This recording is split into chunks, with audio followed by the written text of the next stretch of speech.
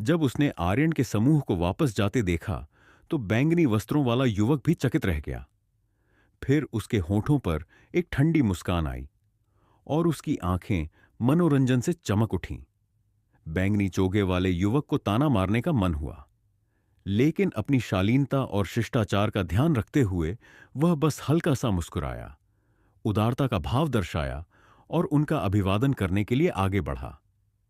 आर्यन, समझदार जानते हैं कि कब समय के साथ चलना है। मुझे खुशी है कि तुम्हें अपनी गलती का एहसास हुआ और तुमने वापस लौटने का फैसला किया। मैं उस पिछली अप्रियता को नहीं बढ़ाऊंगा, इसलिए तुम भी इसे दिल पर मत लो। युविका और अन्य लोग स्तब्ध रह गए और उनके भाव थोड़े अजीब हो गए।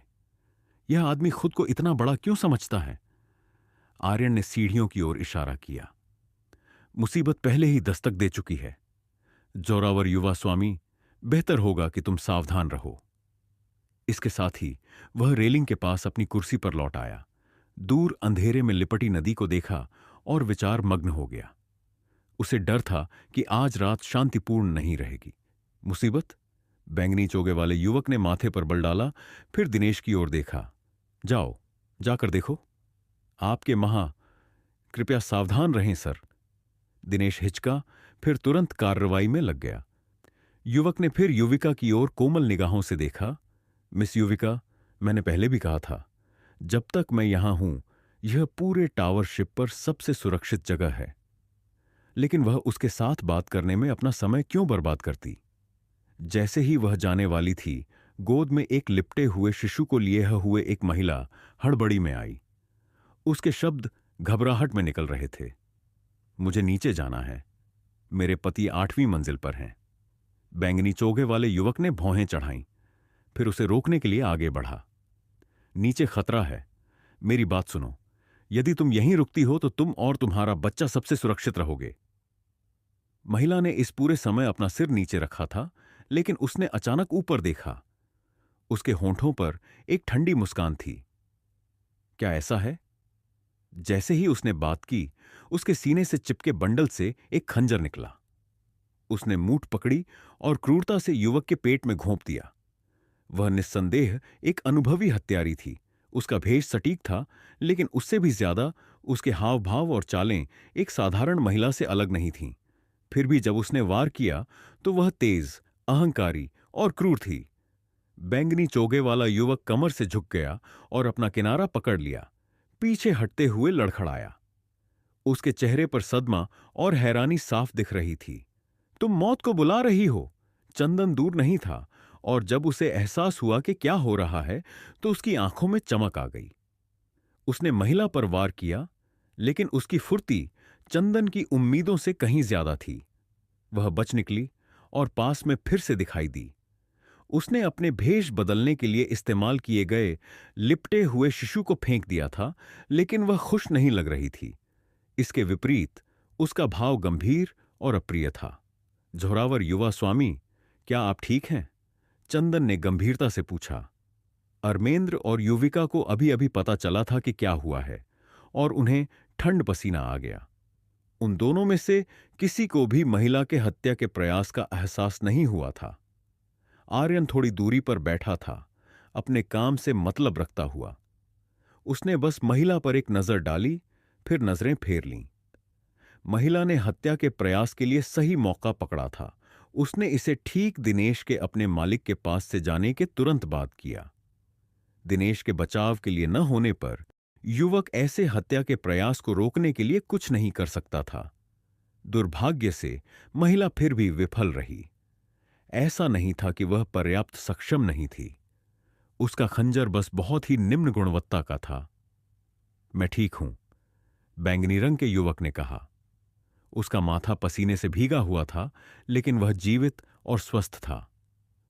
गोल्डन नेफ्राइट रेनबो आर्मर की सुरक्षा के साथ यहां तक कि सामान्य आध्यात्मिक हथियार भी मुझे चोट नहीं पहुंचा सकते। और वास्तव में जब भीड़ ने देखा तो उन्होंने पाया कि खंजर ने युवक के कपड़े फाड़ दिए थे, लेकिन वह घायल नहीं था और खून का कोई निशान नहीं था। महाराज! दिनेश हवा के झोंके की तरह भागता हुआ आया। उसके चेहरे पर सदमा, गुस्सा और चिंता थी। मैं ठीक हूं, बैंगनी चोगे वाले युवक ने गहरी सांस ली और उसका भाव गहरा हो गया। मैंने कभी नहीं सोचा था कि हत्यारे 9वीं मंजिल की छत पर भी छिपकर बैठे होंगे। उसने अपनी निगाहें महिला की ओर मोड़ी, जो बर्फीली और भयावह थीं। सभी उम्मीदों के विपरीत महिला न तो पीछे हटी और न ही भागी। उसने बस अपनी बाहें बांधी और आह भरी। और मैंने अंदाजा नहीं लगाया था कि छठे महाराज के कपड़ों के नीचे आध्यात्मिक कलाकृति वाला लचीला कवच होगा। पास के कई लोग घबराकर पीछे हट गए। इस दृश्य ने उन सभी को इतना चौंका दिया कि वे पास आने की हिम्मत नहीं कर पाए। छठे महाराज, आप युविका ने अपने होंठों पर हाथ रखा और उसकी सुंदर आंखें चौड़ी हो गईं। छठे महाराज, यह शाही परिवार के राजाओं, सम्राट के भाइयों या वर्तमान सम्राट के सीधे वंशजों के लिए आरक्षित उपाधि थी। बैंगनी चोगे वाले युवक की उम्र को देखते हुए वह सबसे अधिक संभावना है कि बाद वाला था। अरमेंद्र कठोर हो गया और उसकी आंखें अविश्वास से चौड़ी हो गईं। वह डींग मारने वाला वास्तव में एक शाही राजकुमार है। यहां तक कि चंदन का भाव भी बदल गया, क्योंकि सदमे की लहरें उसके दिल से गुजर रही थीं। क्लाउड रिवर प्रांत इंपेरेटोरियल प्रांत के 6 प्रांतों में से एक था। यह ग्रेट जोऊ राजवंश के दक्षिण पश्चिमी क्षेत्र में था, जो स्काई प्रांत के केंद्र में स्थित जेड कैपिटल से बहुत दूर था। उनके दृष्टिकोण से यूनजिंग जेड कैपिटल बहुत बहुत दूर था, लेकिन अब शाही परिवार का एक राजकुमार ठीक उनके सामने खड़ा था। उनके सदमे की सीमा की कल्पना करना आसान था। यह वास्तव में मुसीबत है, बड़ी मुसीबत। आर्यन ने अपनी भौहें सिकोड़ लीं। ये लोग जो भी थे, उन्होंने शाही परिवार के एक राजकुमार की हत्या करने की हिम्मत की। कल्पना करना आसान था कि यह घटना कितना बड़ा तूफान खड़ा करेगी, और यह अत्यधिक संभावना थी कि वे सभी अपनी गलती के बिना इस गड़बड़ी में घसीट लिए जाएंगे। लेकिन जल्द ही आर्यन की भौहें डीली पड़ गईं। उसे इसकी चिंता करने की जरूरत नहीं थी। यदि मुसीबत उसके दरवाजे पर दस्तक देगी, तो वह बस अपनी तलवार घुमाएगा और काम खत्म कर देगा। सभी, मैं पहले अपनी स्थिति छिपाने के लिए माफी मांगता हूं, लेकिन यह अभियान एक रहस्य बने रहना चाहिए था। किसने सोचा होगा कि ये बदमाश फिर भी मुझ पर अपनी निगाहें जमाएंगे। युवक ने मुंह बिगाड़ा, लेकिन युविका और अरमेंद्र जिस तरह से उसे देख रहे थे, वह स्पष्ट रूप से बदल चुका था। वे पहले की तरह डीठ होने की हिम्मत नहीं कर रहे थे। आर्यन ने यह देखा, लेकिन कुछ नहीं कहा। आखिरकार यह ग्रेट जोऊ राजवंश का क्षेत्र था।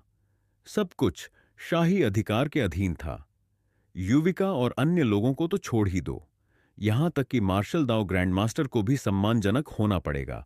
धप धप धप कदमों की आवाज गूंजी और एक समूह सीढ़ियों से निकला। नेता वही विद्वान अधेड़ उम्र का आदमी था जिसने पहले आर्यन का रास्ता रोका था।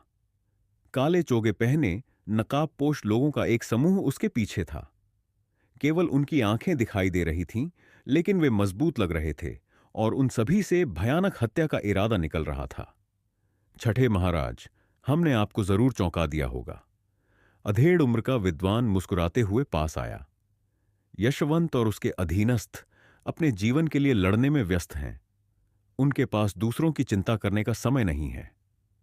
हमारे लोग आपके उन 3 अधीनस्थों को भी रोक रहे हैं। मुझे डर है कि आपकी रक्षा के लिए केवल दिनेश ही बचा है। वह रुका, फिर आगे बोला, छठे महाराज, अगर आप जानते हैं कि आपके लिए क्या अच्छा है, तो कृपया इसे सौंप दें। मैं गारंटी देता हूं कि यदि आप ऐसा करते हैं, तो हम अभी यहीं से मुड़कर चले जाएंगे। तुम्हें किसने भेजा? बैंगनी चोगे वाले युवक ने पूछा। उसका भाव बर्फ जैसा ठंडा था। विद्वान अधेड़ उम्र के व्यक्ति ने आह भरी। सच कहूं तो मैं भी यही सोच रहा हूं। किसने हमें किराए पर लेने के लिए इतनी बड़ी रकम खर्च की? यह एक बहुत लुभावना प्रस्ताव था, यह जानते हुए भी कि पकड़े जाने का मतलब हमारे पूरे परिवार के लिए मौत हो सकता है। अन्यथा हम ऐसे खतरनाक काम के लिए कभी सहमत नहीं होते। किसी ने तुम्हें किराए पर लिया? बैंगनी चोगे वाले युवक की भौहें सिकुड़ गईं। उन्होंने कितना खर्च किया? मैं तुम्हें 2 गुना दे सकता हूं। तुम्हें बस अब भी चले जाना है। अगर तुम ऐसा करते हो तो मैं अपने नाम की कसम खाता हूं कि मैं इस मामले को आगे नहीं बढ़ाऊंगा। अधेड़ उम्र का विद्वान हंसा और सिर हिलाया। छठे महाराज, समय बर्बाद करने की कोई जरूरत नहीं है। मैं 3 तक गिनूंगा। अगर आप इसे नहीं सौंपते हैं तो मेरे बुरे व्यवहार के लिए मुझे दोष मत देना।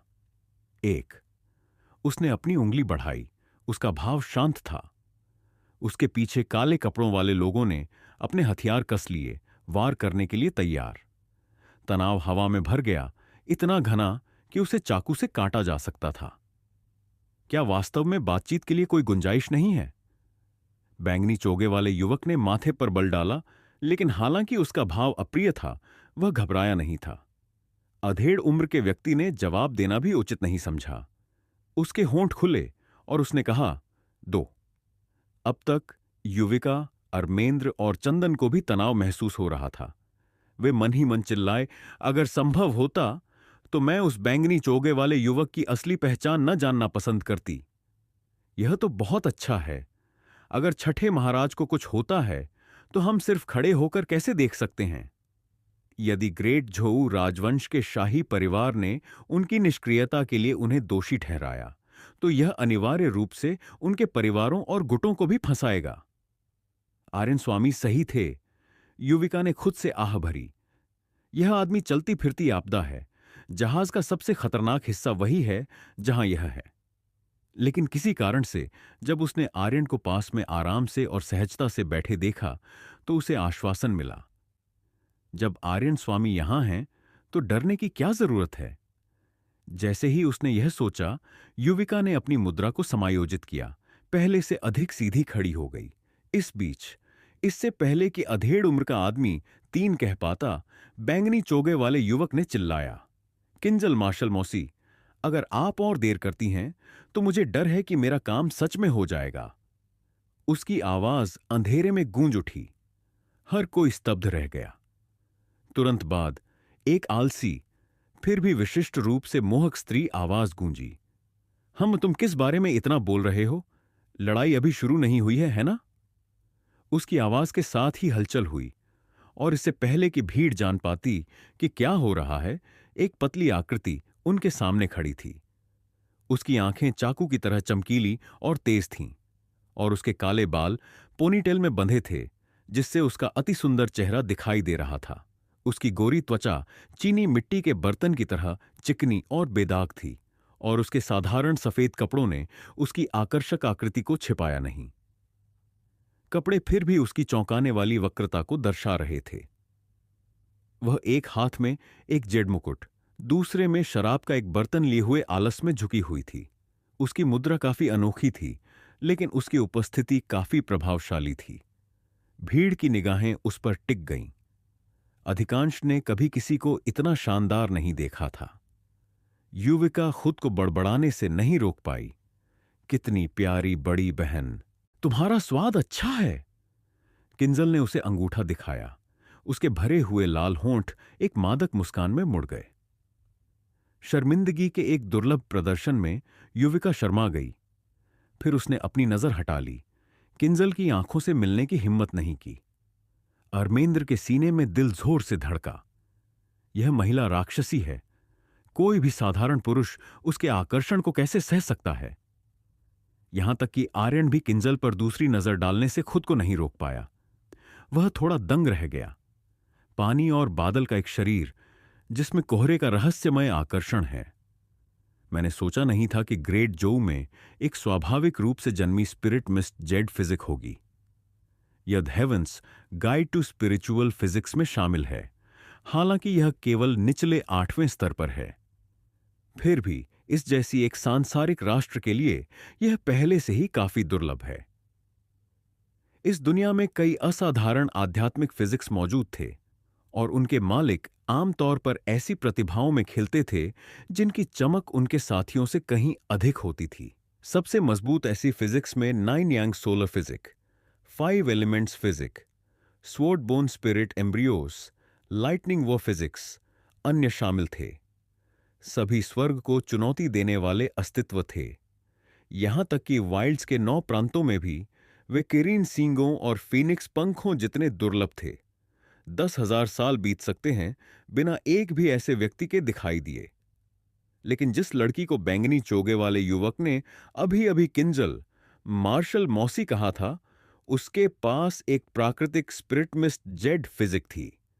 यह आध्यात्मिक फिजिक बादलों की तरह नरम और अलौकिक थी, जिसकी आध्यात्मिकता कोहरे की तरह शुद्ध थी।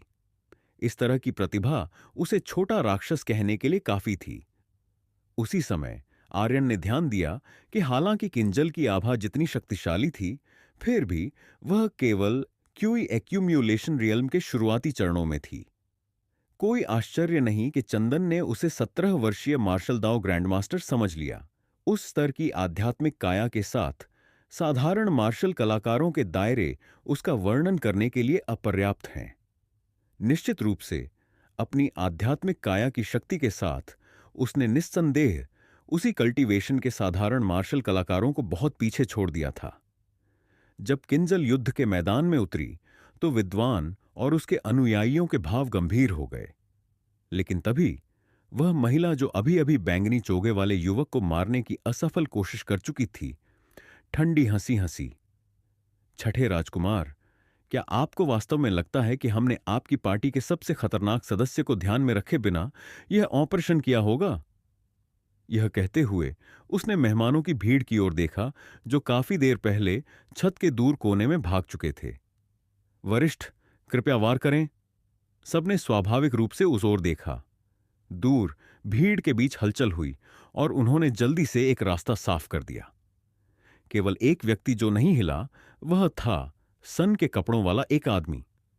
उसका रंग गहरा था और उसकी कनपटी के बाल सफेद होने लगे थे। वह अपनी पीठ पर 4 फुट का कपड़े का थैला लिए हुए था, लेकिन अन्यथा उसकी उपस्थिति कोई खास नहीं थी। जब उसने महसूस किया कि सब उसे देख रहे हैं, तो उस आदमी ने भौहें सिकोड़ी, एक लंबी आह भरी और फिर बड़े बड़े डग भरता हुआ आगे बढ़ा। धम धम धम। प्रत्येक पदचाप के साथ मोटी लकड़ी की छत हिल गई और उसकी आभा एक और स्तर ऊपर उठ गई। भीड़ की टकटकी लगी निगाहों के नीचे वह आदमी एक पहाड़ में बदलता हुआ प्रतीत हुआ। यहां तक कि जब वह चल रहा था, तब भी वह विशाल और स्थिर लग रहा था और उससे दम घोंटने वाला दबाव निकल रहा था। एक ग्रैंड मास्टर! चंदन का चेहरा खराब हो गया। हालांकि वे कुछ मिनट पहले यहां खाना खा रहे थे, फिर भी वह भीड़ में घुसे मार्शल दाओ ग्रैंड मास्टर को महसूस करने में आश्चर्यजनक रूप से विफल रहा। नहीं, ऐसा नहीं है। पहले मास्टर आर्यन ने सुझाव दिया था कि हमें यह जगह छोड़ देनी चाहिए। मुझे डर है कि उन्हें बहुत पहले ही एहसास हो गया था कि 9वीं मंजिल की छत पर भी मुसीबत छिपी हुई है।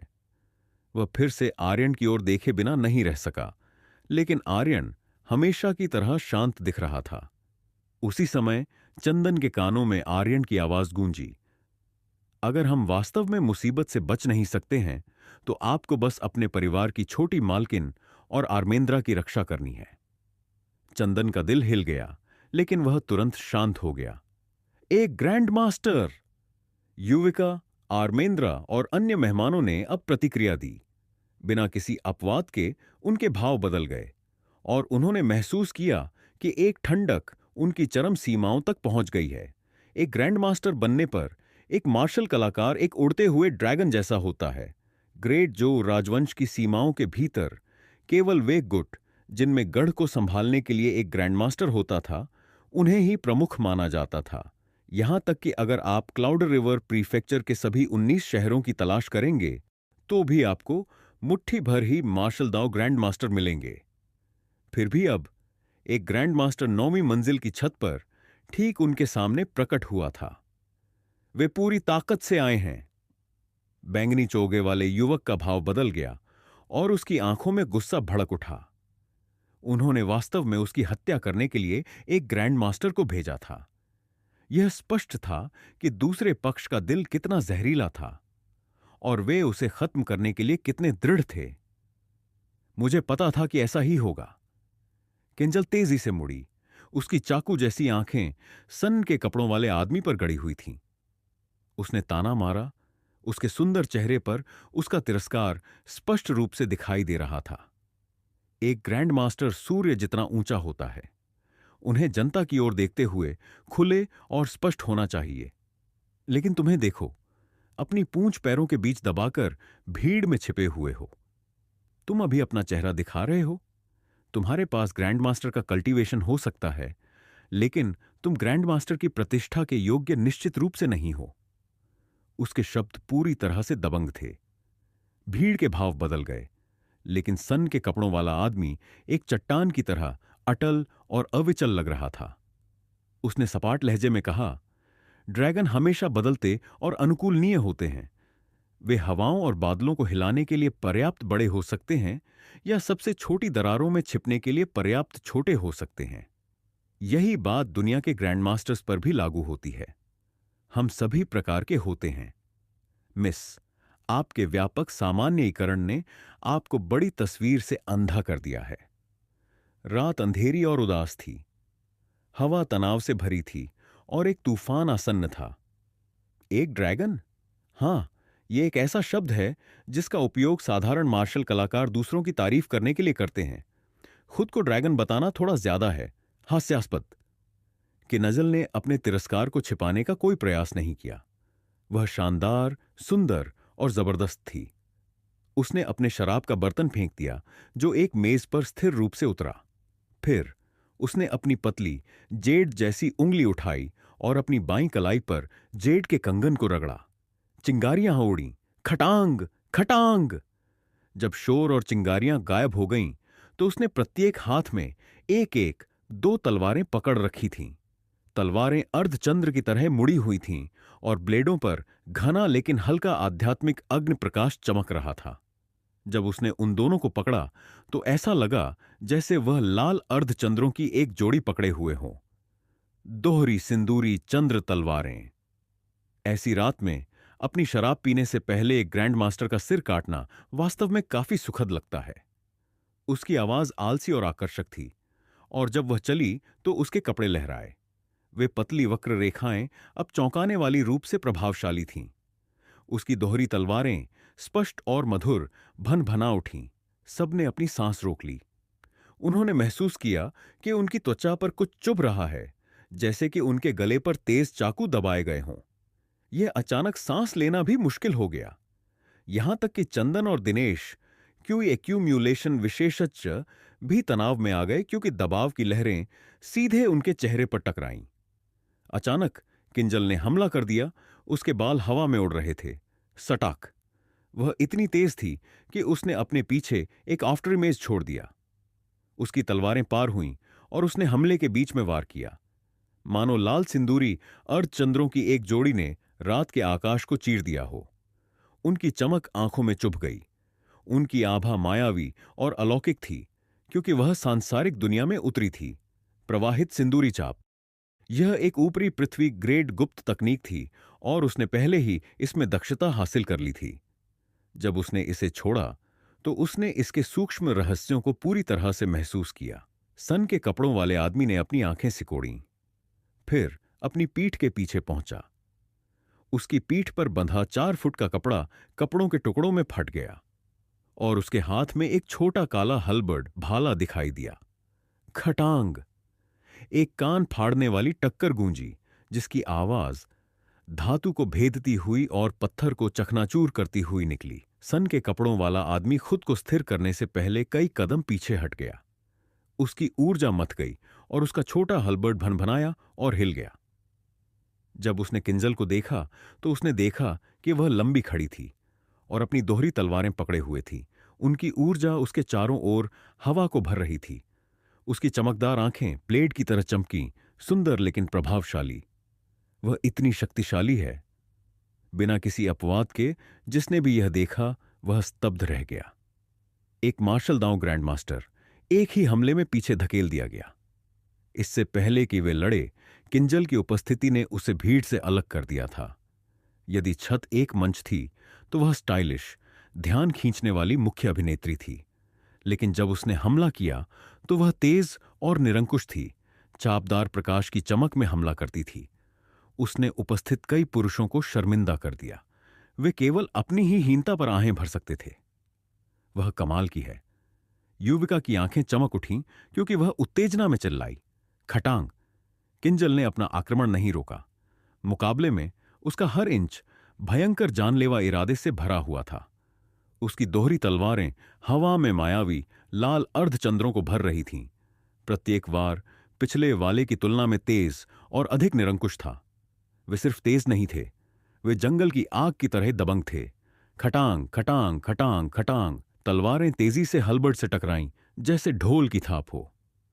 आवाज पूरी रात के आकाश में गूंज उठी, रक्त को मथ रही थी और कानों में चुभ रही थी। दर्शकों ने देखा कि आग्नेय ब्लेड की छायाएं आपस में टकरा रही थीं। किंजल पूरी तरह से बिजली के बोल्ट जैसी लग रही थी, भयंकर फिर भी अमूर्त। सन के कपड़ों वाले आदमी को कई बार और पीछे धकेल दिया गया, लेकिन वह भी पूरी तरह से भयानक था। वह एक पहाड़ की तरह स्थिर था, एक शिलाखंड की शक्ति के साथ। काटने वाले तेज तूफान की भयंकरता कितनी भी हो, उसने अभी तक उसे कोई वास्तविक क्षति नहीं पहुंचाई थी। अचानक उसकी आंखों में बिजली कौंधी और उसकी आवाज गड़गड़ाहट की तरह गूंजी। क्योंकि एक्यूम्युलेशन रियल्म के किसी व्यक्ति में ऐसी शक्ति होना वास्तव में भयावह है, लेकिन अफसोस तुम ग्रैंड मास्टर को भड़काने के लिए फिट नहीं हो। बूम! उसने छत पर जोर से पैर पटका और उसकी आभा एक और स्तर ऊपर चली गई। उसने अचानक अपना हलबट घुमाया। उस क्षण ऐसा लग रहा था जैसे वह काले बिजली के बोल्ट का उपयोग कर रहा हो। बैंग! वे टकराए और किंजल हवा के बीच में जम गई, इससे पहले कि वह पीछे की ओर तेजी से हटी। इस हमले ने उसे उड़ा दिया था।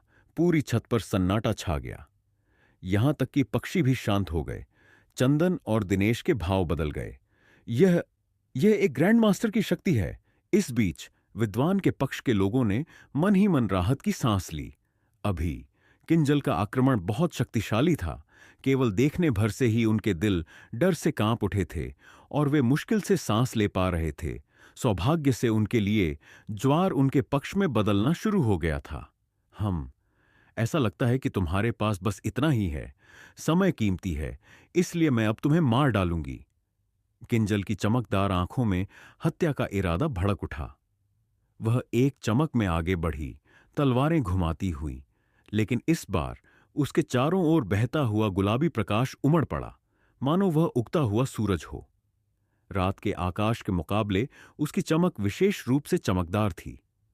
फिर भी वह एक साथ अधिक अलौकिक और अस्पष्ट लग रही थी, मानो वह धुंधले बादलों से बनी हो। धुंध का वास्तविक अर्थ एक शक्ति जो उसके रक्तवंश से उत्पन्न होती है। यह वही त्रुप का इक्का है जो उसे इनर फर्नेस रियल्म विरोधियों से लड़ने का आत्मविश्वास देता है। आर्यन ने मन ही मन सिर हिलाया। उसने इस विकास का अनुमान लगाया था, लेकिन क्या उसके दुश्मनों के पास खुद के त्रुप के पत्ते नहीं थे? आखिरकार वे एक शाही राजकुमार की हत्या करने के लिए यहां थे, और यह स्पष्ट था कि वे काफी समय से इसकी तैयारी कर रहे थे। उनके पास सिर्फ एक मार्शल दांव ग्रैंड मास्टर से ज्यादा कुछ होना चाहिए था। खटांग! जैसे ही आर्यन ने विचार किया, युद्ध फिर से छिड़ गया। अपनी जन्मजात प्रतिभा, धुंध के वास्तविक अर्थ की शक्ति को उजागर करने के बाद किंजल की शक्ति में स्पष्ट रूप से एक स्तर की वृद्धि हुई। जैसे ही उसने दुश्मन ग्रैंड मास्टर से लड़ाई लड़ी, उसने न केवल अपनी स्थिति बनाए रखी, बल्कि उसे थोड़ा फायदा भी हुआ। उनकी लड़ाई ने छत पर सभी की आंखें खींच लीं। सभी घबराकर देख रहे थे। एक पल बाद ग्रैंड मास्टर के होंठों के कोनों से खून के निशान टपक पड़े। इस दृश्य ने उपस्थित सभी लोगों को स्तब्ध कर दिया। वह एक मार्शल दांव ग्रैंड मास्टर था, फिर भी उसे लड़ाई में आंतरिक चोटें लगी थीं। लेकिन सभी उम्मीदों के विपरीत सन के कपड़ों वाले आदमी ने गुस्से या आश्चर्य का कोई संकेत नहीं दिखाया। इसके बजाय उसने एक लंबी आह भरी। ठीक है, मैं इस ऑपरेशन के लिए सहमत हुआ था। अब जीवन से और चिपके क्यों रहना? उसकी आवाज उदास थी, लेकिन जैसे ही वह बोला, उसकी ऊर्जा लहरों से उछलते समुद्र की तरह उबलती हुई प्रतीत हुई। एक विनाशकारी आभा तब पूरी छत पर फैल गई। अपने जीवन की कीमत पर एक गुप्त कला? किंजल की सुंदर भौहें सिकुड़ गईं। उसका सुंदर चेहरा अचानक गंभीर हो गया। उसने अपनी पूरी ताकत से हमला किया। दोहरी सिंदूरी चंद्र तलवारें टूटते तारों की बारिश की तरह वार कर रही थीं। खटांग! लेकिन अगली चौंकाने वाली टक्कर गूंजने के बाद यह उसका पतला शरीर था, जिसे लड़खड़ाते हुए पीछे धकेल दिया गया। उसके चेहरे से खून निकल गया और उसकी चमकदार आंखें अविश्वास में फैल गईं। इसके विपरीत सन के कपड़ों वाला आदमी एक उग्र अटूट जंगल की आग जैसा था। उसने अपना हलबर्ड पकड़ा और मारने के इरादे से किंजल की ओर झपटा। वह एक राक्षसी देवता जैसा था। बूम! उसने अपना हलबर्ड लहराया, जो चमकीले प्रकाश से चमका, अचानक गरज की दरार की तरह वार करता हुआ। किंजल ने अपने दांत पीसे, लेकिन वह बची नहीं। उसने उससे सीधे टक्कर ली। बैंग! उसे एक बार फिर हवा में उछाल दिया गया और उसने खून खांसा। उसका सुंदर चेहरा अब मृत्यु के समान पीला था और उसकी भौहें सदमे और गुस्से के एक दुर्लभ प्रदर्शन में सिकुड़ गईं। बैंगनी रंग के युवक और आर्यन के साथियों दोनों ने ठंडक महसूस की और उनके भाव बदल गए। विद्वान और उसके अनुयायी हत्यारे दिख रहे थे और किसी भी क्षण वार करने के लिए तैयार थे। उन्होंने आज रात के मुख्य शिकार को पकड़ने के लिए इस अवसर का लाभ उठाने की योजना बनाई। सन के कपड़ों वाले आदमी की उदासीन आवाज युद्ध के मैदान में गूंज उठी, जैसे उसने एक बार फिर हमला किया। एक जीवन के बदले एक जीवन, एक योग्य बलिदान, खटांग। उसने अपना काला छोटा हलबर्ड उठाया और अटल द्वेषपूर्ण ऊर्जा की एक असीमित बाढ़ उसकी ओर झपटी। किंजल के लिए भागने की कोई जगह नहीं थी। उसका हमला सरल लग रहा था, लेकिन इसने सभी दिशाओं को कवर कर लिया, एक ऐसे जाल की तरह जिससे बचा नहीं जा सकता था। उसका एकमात्र विकल्प सिर के बल विरोध करना था। उसके होंठों पर अनजाने में कड़वाहट का संकेत उभरा। ऐसा लगता है कि मैंने ग्रैंड मास्टर्स कितने भयानक होते हैं, इसे कम आका। मार्शल आंटी! बैंगनी वस्त्र पहने युवक ने कुछ दूरी से देखते हुए चिल्लाया। उसका मन अत्यंत चिंतित था। बाकी दर्शक भी भयभीत होकर फीके पड़ गए। धमाका! आसन्न संकट के सामने किंजल बिल्कुल भी डरी नहीं। उसने अपनी पूरी ताकत से विरोध किया, लेकिन उसके विरोधी के हमले ने उसके हाथों से ट्विन स्कारलेट मूना ब्लेड्स को दूर फेंक दिया। वह भी हवा में उछलती हुई कई दर्जन फीट दूर जा गिरी। अब वह इतनी पीली पड़ चुकी थी कि उसके होंठ भी सफेद हो गए थे और वह बार बार खून खांस रही थी। उसकी चमकीली आंखें मंद पड़ गईं और उसकी सांसें उथली थीं। तुम सच में बच गई? सन के कपड़े पहने हुए आदमी ने आश्चर्य से अपनी भौहें सिकोड़ी। सिक्स्थ हाइनेस, जल्दी करो और मेरे शरीर में सांस बाकी रहते हुए निकल जाओ। मुझे पता है कि तुम्हारे पास जीवन बचाने के लिए अन्य त्रुप के पत्ते हैं। जब उन्हें इस्तेमाल करने का समय आए तो कंजूसी मत करना। वह उठने की कोशिश करते हुए जोर से खांसी, फिर दूर फेंकी गई ट्विन स्कारलेट मूना ब्लेड्स पर एक नजर डाली। वह हताश और असहाय दिखी। फिर उसने सिर हिलाया और गहरी सांस ली। जब तक उसने सांस बाहर छोड़ी, उसका पीला चेहरा पूरी तरह शांत हो चुका था। अगर वह अपने जीवन की परवाह नहीं कर सकता, तो मैं भी नहीं कर सकती। सन के कपड़े पहने हुए आदमी की आंख की पुतलियां सिकुड़ गईं, जो उसके संकोच का एक दुर्लभ प्रदर्शन था। मार्शल आंटी, अगर हम मरते हैं तो एक साथ मरेंगे। बैंगनी रंग के युवक ने अपनी आंखों में क्रूर, दृढ़ संकल्प के साथ चिल्लाया। जब इंपीरियल फादर, शाही पिता, को इसके बारे में पता चलेगा, तो वे सभी अपनी जान देकर इसकी कीमत चुकाएंगे। थोड़ी ही दूरी पर विद्वान और उसके साथियों के हाव भाव बदल गए। मैं तुम्हें यहां तक एस्कॉर्ट करके लाई हूं। मैं तुम्हें अपनी जान यूं ही गंवाने कैसे दे सकती हूं? जल्दी करो और भाग जाओ। किंजल ने फटकार लगाई। जाना चाहते हो? भूल जाओ, कोई भी इस जगह से जिंदा नहीं जाएगा।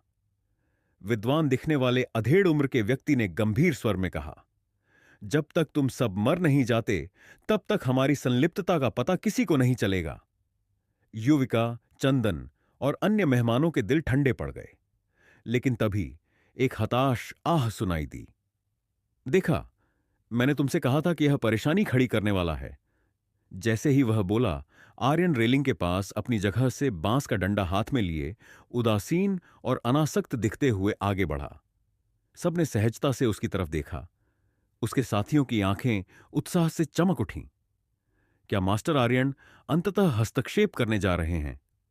जब उसने देखा कि बोलने वाला वही युवक है जिसे उसने सीढ़ी पर धमकाया था, तो अधेड़ उम्र का विद्वान तुरंत ठंडी हंसी में फूट पड़ा। डरो मत छोटे आदमी, मैं गारंटी देता हूं कि मैं एक ही वार में तुम्हारा सिर काट दूंगा और तुम्हें दर्द रहित मौत दूंगा। पास खड़े काले कपड़ों वाले आदमी ठहाका मारकर हंस पड़े। उसका मतलब क्या है? जब उसने आर्यन की बातें सुनी तो बैंगनी वस्त्र पहने युवक का चेहरा पीला पड़ गया। तुम अभी भी सोचते हो कि मेरे द्वारा तुम्हें यहां रोके जाने से तुम्हें नुकसान हुआ?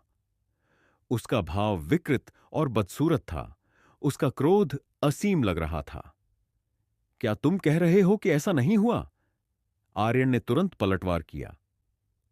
अपने खुद के रहस्यों को अच्छी तरह से जानने के बावजूद तुमने मौज मस्ती में शामिल होने के लिए यहां आना चुना। तुम कितने मूर्ख हो! ऐसा करने में तुमने यहां मौजूद बाकी सभी को फंसा दिया है। तुम कितने स्वार्थी हो सकते हो! बैंगनी रंग का युवक इतना गुस्सा हुआ कि वह लगभग खून खांसने लगा। इससे पहले उसने आर्यन को उसकी मूर्खता और बेवकूफी के लिए डांटा था। किसने सोचा होगा कि अब आर्यन उसे सीधे वापस डांटेगा? देखो, वे आपस में ही लड़ने लगे हैं। यह सच में कुत्ते काटने वाली दुनिया है। हा हा हा। वह महिला जिसने बैंगनी वस्त्र पहने युवक पर प्रारंभिक हत्या का प्रयास किया था, बेशर्मी से हंसने लगी। आर्यन ने उदासीनता से उसकी तरफ देखा। उम्मीद है कि तुम इसके बाद भी मुस्कुरा पाओगी। महिला के दिल में एक अकथनीय ठंडक दौड़ गई और उसकी हंसी अचानक रुक गई। वह अचानक अनिश्चित हो गई। एकमात्र ब्लड सर्कुलेशन रियल्म का युवक इतनी भयानक नजर कैसे रख सकता है? सिक्स्थ हाइनेस, अब केवल मास्टर आर्यन ही हमें बचा सकते हैं। मैं यह एक बार फिर कहूंगी, अपने गुस्से को, अपने निर्णय को धूमिल न करने दें। युविका ने गहरी सांस ली और गंभीरता से कहा, तुम कह रही हो कि वह हमें बचा सकता है? बैंगनी वस्त्र पहने युवक कुछ हैरान लग रहा था, जैसे उसने अभी अभी कोई बहुत बड़ा मजाक सुना हो। मिस युविका, मैं आपसे अनुरोध करता हूं कि ऐसे समय में इस तरह के मजाक न करें। दिनेश का भाव बदसूरत था। किंजल जैसी भयानक शख्सियत भी उस मार्शल दांव ग्रैंड मास्टर का मुकाबला नहीं कर पाई। आर्यन जैसे ब्लड सर्कुलेशन रियल्म के युवक की तो बात ही क्या। अधेड़ उम्र का विद्वान और उसके अनुयायी पल भर के लिए चकित रह गए। फिर वे सभी ठहाका मारकर हंस पड़े। सन के कपड़े पहने ग्रैंड मास्टर ने सिर हिलाया। उसकी नजरों में आर्यन सिर्फ अपनी जान गंवाने वाला, नाचने वाला विदूषक था। अगर वह किंजल के अंतिम जीवन या मृत्यु वाले हमले के प्रति सतर्क न होता तो वह आर्यन को पहले ही मार चुका होता। यहां तक कि किंजल भी अपना आपा खो बैठी। उसने आर्यन को घूर कर देखा, फिर उपहास करते हुए कहा, अगर तुम सच में यहां सभी को बचा सकते हो तो मैं तुम्हारी हर बात मानूंगी। अगर नहीं तो चुप रहो और भाग जाओ। तुम मेरी हर बात मानोगी। आर्यन ने इस पर विचार किया, फिर कहा, मैं इन शर्तों को मुश्किल से ही स्वीकार कर सकता हूं। अन्यथा अजनबियों के समूह को उनकी परेशानियों से बिना किसी शुल्क के बाहर निकालने से मेरे मुंह का स्वाद बिगड़ जाएगा। किंजल स्तब्ध रह गई। क्या यह बच्चा पागल है? सन के कपड़े पहने आदमी की आंखें चमक उठीं। उसने किंजल के क्षणिक ध्यान भंग होने का फायदा उठाया और अपनी गदा को पूरी ताकत से घुमाया। एक ग्रैंड मास्टर का अचानक अलीउल्ला Shahad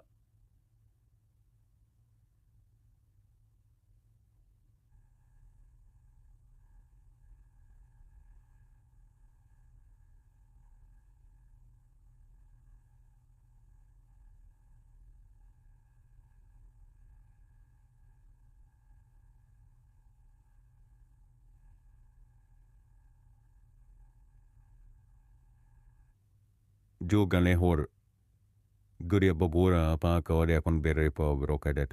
Borde corona hosham. Jure oram kane kor karakoizund. Bakberka kidi do koko de ketle kidi karavet. Wosh keshe kushur. Vashake ki shaikli shaish kosti gure do कुल्लरी परंकोर होल होल हमला। यह कितना भयानक था।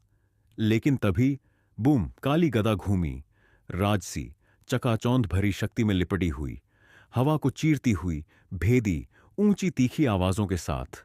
बचो, जल्दी! किंजल का सुंदर चेहरा घबराहट से भर गया और उसने आर्यन को गदा के रास्ते से बाहर धकेलने की कोशिश की। लेकिन उसे आश्चर्य हुआ। उसकी अपार शक्ति के बावजूद आर्यन को धकेलना एक पहाड़ को धकेलने जैसा लगा। वह टस से मस नहीं हुआ। क्लैंग, एक तलवार की धीमी स्पष्ट गूंज सबके कानों में गूंज उठी। उसके बाद तलवार की एक चमक आई जो रात के आकाश को रोशन करने वाली बिजली की तरह थी और स्याही जैसे अंधेरे को चीर रही थी। सबकी आंखों में दर्द होने लगा, इस हद तक कि वे लगभग रोने वाले थे। ग्रैंडमास्टर ने महसूस किया कि उसकी आत्मा कांप उठी और उसकी आंखें खाली हो गईं। उसकी चेतना विभाजित हो गई, जैसे ब्रह्मांड के भोर में अराजकता। तलवार क्यूई की एक धार अनंत आकाश की तरह शून्य से उमड़ पड़ी। वह इतनी विशाल, इतनी राजसी, इतनी ऊंची और प्राचीन थी। फिर तलवार क्यूई की वह धार बेरहमी से नीचे गिरी। पूर्ण लाचारी, तुच्छता और निराशा की भावना ग्रैंडमास्टर के पूरे शरीर में उमड़ पड़ी। वह दहशत में चीख उठा। नहीं! उसकी आवाज ने रात के आकाश को हिला दिया, जो गर्जना की तरह गूंज रही थी। सब सिहर उठे और जब उन्होंने ऊपर देखा तो एक भयानक दृश्य ने उनका स्वागत किया। ग्रैंडमास्टर हमले के बीच में रुक गया। उसकी काली गदा बीच में झूलती हुई जम गई। उसका मजबूत सांवला चेहरा अब सदमे, आतंक और निराशा से लिखा हुआ था। फिर वह धड़ाम से जमीन पर गिर गया, मुंह के बल गिरा। इस झटके से पूरी छत हिल गई। उस पर चोट का कोई निशान नहीं था, लेकिन ऐसा था जैसे उसकी जीवन शक्ति हवा में वाष्पित हो गई थी। कुछ भी पीछे नहीं बचा था। नहीं, नहीं! उस आदमी की अंतिम हताश चीख अभी भी हवा में गूंज रही थी। इस अप्राकृतिक मौत को देखकर दर्शकों के रोंगटे खड़े हो गए। उनकी रीढ़ में सिहरन दौड़ गई।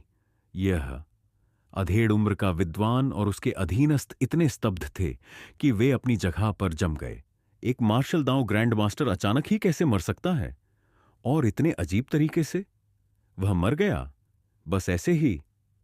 बैंगनी वस्त्र पहने युवक लगभग उछल पड़ा।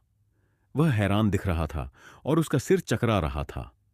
उसने तो यह भी सोचा कि कहीं वह सपना तो नहीं देख रहा है। हालांकि उसने ध्यान नहीं दिया, लेकिन उसका परिचारक दिनेश असामान्य रूप से स्तब्ध था। ग्रैंडमास्टर की मौत देखकर वह भी हिल गया था। उसके हाथ पैर भी हल्के से कांप रहे थे। यह किस स्तर की तलवार कला है? मास्टर आर्यन के तरीके केवल और अधिक गूढ़ होते जा रहे हैं। आर्यन को समझने वाले युविका, चंदन और अरमेंद्र भी चकित थे। उनके दिलों में लहरें दौड़ गईं। वे इससे ज्यादा स्तब्ध नहीं हो सकते थे। तलवार का एक ही वार रात के आकाश को चीरते हुए बिजली के अचानक कड़कने जैसा था, और एक मार्शल दांव ग्रैंडमास्टर बिना किसी बाहरी चोट के मौके पर ही मर गया। उसकी मौत का तरीका बहुत ही अजीब और भयानक था। तुम किंजल सबसे करीब थी, इसीलिए उसका सदमा सबसे ज्यादा था। वह मुश्किल से बोल भी पा रही थी। जब सन के कपड़े पहने आदमी ने हमला किया तो उसने आर्यन को रास्ते से हटाने और उसकी अपनी मूर्खता से बचाने की योजना बनाई थी। किसने सोचा था कि वह असफल हो जाएगी? लेकिन उसे बचाने की कोशिश करते हुए उसने देखा कि आर्यन ने कैसे हमला किया। उसने अपनी कलाई हिलाई और बांस के डंडे से एक नुकीला ब्लेड निकला, बिजली के अचानक झटके की तरह, अविश्वसनीय गति से अंधेरे को काटता हुआ। लेकिन जिस चीज ने उसे वास्तव में अचंभित किया वह यह थी कि वार करते समय भी तलवार ग्रैंडमास्टर से पूरे 10 मीटर दूर थी। उसने उसके कपड़ों के किनारों को भी नहीं छुआ। फिर भी वह अचानक मर गया, और इतने बेतुके तरीके से। जब वह ऐसे ही अचेत खड़ी थी, आर्यन अचानक उसके पास से कूदा और महिला हत्यारे के सामने पहुंच गया। मॉर्टल एज उससे भी तेजी से चली, आसानी से महिला के गले के ठीक बीचों बीच एक खूनी छेद कर दिया। स्प्लर्ट! घाव से खून के छींटे पड़े। महिला की आंखें चौड़ी हो गईं। उसके चेहरे पर हैरान कर देने वाला आश्चर्य लिखा था। ग्रैंडमास्टर की मौत देखकर वह भी सदमे में थी। जब तक उसे होश आया तब तक आर्यन की तलवार अपना निशाना साध चुकी थी। वह बलि के मेमने की तरह थी और वह मौके पर ही मर गई। गलत समय पर हंसने से तुम्हारी जान जा सकती है, आर्यन ने फुसफुसाया। उसने अपनी तलवार वापस खींच ली। महिला की लाश के पीछे की ओर गिरने पर उसने एक पल की भी नजर नहीं डाली।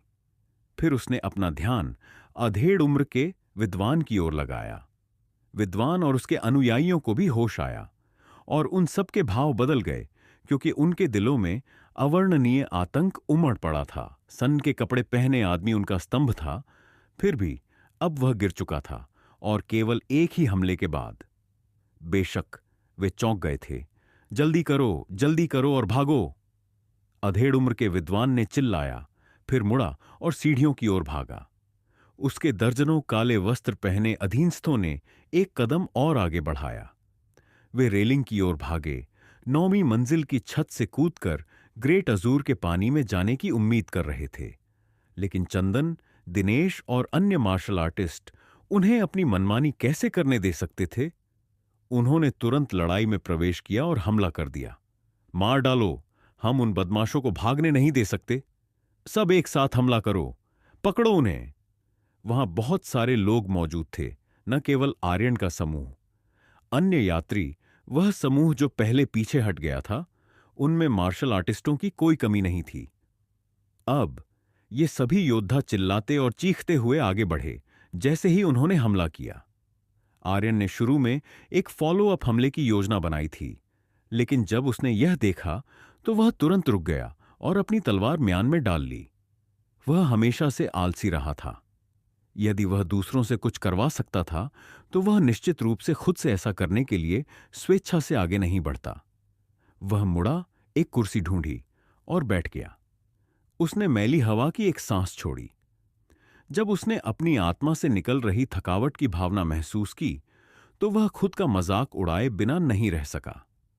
जिस हमले का उपयोग उसने अभी अभी सन्न के कपड़े पहने अधेड़ उम्र के व्यक्ति को मारने के लिए किया था, वह एक आत्मिक तकनीक थी जिसे उसने अभी अभी विकसित करना शुरू किया था। The great void soul sword incantation. उसकी तलवार शून्य में खड़ी एक दिव्य पर्वत की तरह थी जो स्वर्ग में ऊंचाई तक खड़ी थी। यह सीधे आत्मा पर हमला कर सकती थी, किसी को बिना किसी बाहरी घाव के मार सकती थी। यह आत्मा साधकों की एक गुप्त कला थी। यह विशेष रूप से भव्य या ऊंची नहीं थी, लेकिन इसीलिए आर्यन इसे अपनी वर्तमान आत्मिक शक्ति भंडार के साथ बमुश्किल उपयोग कर सका। फिर भी उस एक हमले ने व्यावहारिक रूप से उसकी आत्मा को पूरी तरह से खत्म कर दिया था। मुझे यूनिवर्सल सेल्फ एम्बॉडीमेंट सूत्र के साथ गति बढ़ानी होगी, तभी मैं ग्रेट वॉइड सोल स्वॉर्ड इनकंटेशन का स्वतंत्र रूप से और आसानी से उपयोग कर सकता हूं, आर्यन ने सोचा। जैसे ही वह विचार कर रहा था, आर्यन ने अचानक पास खड़े बैंगनी वस्त्र पहने युवक की निगाह को महसूस किया। बैंगनी चोगे वाले युवक के हाव भाव देखने लायक थे। वहां सदमा, हैरानी, शर्म और असहजता थी, जो सभी लगातार एक दूसरे की जगह ले रहे थे। वह सीधे आर्यन को घूर रहा था, जैसे कुछ कहना चाहता हो लेकिन कह न पा रहा हो। किसी और पुरुष का उसे ऐसे घूरना आर्यन को थोड़ा असहज कर गया। वह तेवर चढ़ाए बिना न रह सका और बोला, अगर तुम माफी मांगना चाहते हो तो जरूरत नहीं है। तुम्हें अब यह जांच करनी चाहिए कि तुम्हें मारने के लिए इन लोगों को किसने भेजा था। मुझे उम्मीद है कि क्लाउड रिवर प्रीफेक्चुरल कैपिटल पहुंचने से पहले तुम मुझे जवाब दे सकते हो। बैंगनी चोगे वाले युवक ने तुरंत जवाब दिया, कृपया निश्चिंत रहें, मैं निश्चित रूप से ऐसा कर सकता हूं। यहां तक कि उसका लहजा भी सम्मानजनक हो गया था। आर्यन ने सपाट लहजे में कहा, इसके अलावा हालांकि मुझे इन सब में उलझने का डर नहीं है, आज रात जो हुआ वह बहुत हद तक दूसरों को भी फंसा सकता है। मुझे उम्मीद है कि तुम उसका भी समाधान कर सकते हो। बैंगनी चोगे वाले युवक ने गहरी सांस ली, फिर एक गंभीर शपथ ली। यह स्वाभाविक है। यह घटना मेरी वजह से हुई। मैं किसी भी निर्दोष को और नुकसान नहीं होने दूंगा। युविका यह सब किनारे से होते हुए देखती रही। उसके युवती हृदय में थोड़ी कंपन हुई और उसे एक अवर्णनीय, अकथनीय गर्माहट महसूस हुई। जब उसने अगली बार आर्यन को देखा तो उसकी आंखें आभार से चमक उठीं। उसने सोचा भी नहीं था कि पतन हुए अमर की तरह दिखने वाला यह व्यक्ति इतना विचारशील होगा। वह उनका भी ध्यान रख रहा था और छोटी छोटी बातों को भी नजरअंदाज नहीं कर रहा था। आर्यन ने और कुछ नहीं कहा। उन्होंने बस आराम से अपनी आंखें बंद कर लीं। वह पहले जल्दी जाना चाहते थे क्योंकि वह अनावश्यक परेशानी में नहीं पड़ना चाहते थे, लेकिन घटना से बचना बहुत देर हो चुकी थी। इसलिए स्वाभाविक रूप से उन्हें इस मामले को ठीक से सुलझाना पड़ा। आखिरकार उनके दुश्मन एक ऐसे गुट से थे जिसने महान जो के एक शाही राजकुमार की हत्या करने की हिम्मत की थी। जब उन्हें पता चलेगा कि आज रात क्या हुआ, तो वे निश्चित रूप से पागलों की तरह बदला लेने की कोशिश करेंगे। आर्यन को जरा भी चिंता नहीं थी, लेकिन अगर इससे युविका और अरमेंद्र फंस जाते तो यह एक समस्या होती। अचानक आर्यन को कुछ याद आया और उन्होंने पास खड़े अरमेंद्र की ओर मुड़कर कहा, ओह हां, जाओ उनकी चीजों की तलाशी लो और देखो कि क्या कोई सुराग मिल सकता है। अरमेंद्र ने तुरंत काम शुरू कर दिया। कुछ देर बाद वह काली छोटी हलबर्ड लेकर लौटा, लेकिन वह हैरान दिख रहा था। वह एक शानदार मार्शल दांव ग्रैंड मास्टर था, फिर भी उसके पास अपने हथियार के अलावा कुछ नहीं था। आर्यन ने हलबर्ड ले ली और उसे देखा। वह मरने के लिए दृढ़ संकल्पित होकर आया था। उसकी शक्ति पहले इसलिए बढ़ी क्योंकि उसने इसके बदले में अपनी जान दे दी थी। उसने एक गुप्त कला का इस्तेमाल किया जिसने उसकी अपनी जीवन शक्ति को नष्ट कर दिया। अरमेंद्र को यह जानकर समझ आ गया। कोई आश्चर्य नहीं। हालांकि इस छोटी हलबर्ड की कारीगरी थोड़ी कमजोर है, लेकिन सामग्री काफी अच्छी है। यह केंद्रित गहन लौ कॉन्सेंट्रेटेड प्रोफाउंड आयरन को पायरोफॉस्फेट और jade light silver power, pyrophosphate and jade light silver power सहित एक दर्जन या उससे अधिक आध्यात्मिक सामग्री के साथ मिलाकर बनाई गई है। अगर मैं इसे पिघला दूं तो यह मुश्किल से एक आध्यात्मिक तलवार के लिए आधार के रूप में काम कर सकती है। संक्षिप्त जांच के बाद आर्यन ने हलबर्ड को अपने जेड पेंडेंट में रख लिया। उन्होंने क्लाउड रिवर प्रीफेक्चर पहुंचने पर उसे परिष्कृत करने की योजना बनाई। नश्वर किनारे में आध्यात्मिकता का केवल मामूली निशान था। यह बस इस्तेमाल करने के लिए काफी अच्छी थी, लेकिन उसकी शक्ति सीमित थी। एक बार जब उनकी खेती क्यूई एक्यूम्यूलेशन रियल में प्रवेश कर जाएगी, तो वह एक बेहतर हथियार के बिना अपनी पूरी ताकत प्रदर्शित नहीं कर पाएंगे। इस प्रकार आर्यन ने पहले ही विचार करना शुरू कर दिया था कि खुद के लिए एक गुणवत्ता वाला ब्लेड बनाने के लिए पर्याप्त आध्यात्मिक सामग्री कैसे जुटाई जाए। निचले मंजिलों से आ रही आवाजों को देखते हुए हमें बिना ज्यादा समस्याओं के निकल जाना चाहिए। क्या तुम जाना चाहते हो या यहीं रहना पसंद करोगे?